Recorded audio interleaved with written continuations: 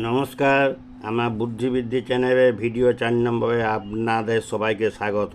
পূর্বের ভিডিওগুলি আপনারা অনেকে দেখেছেন, লাইক এবং সাবস্ক্রাইব করেছেন। আপনারা আমাকে সাপোর্ট করার জন্য ধন্যবাদ জানাই।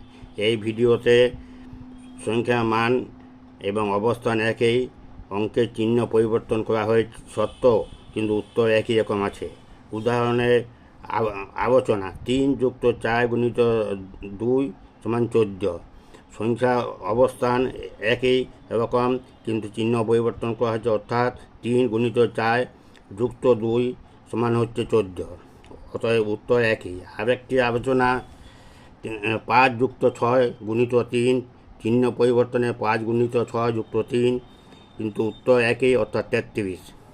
আপনাদের নিকট আমার অনুরোধ, আপনারা কমেন্টে জানাবেন। সুস্থ থাকুন।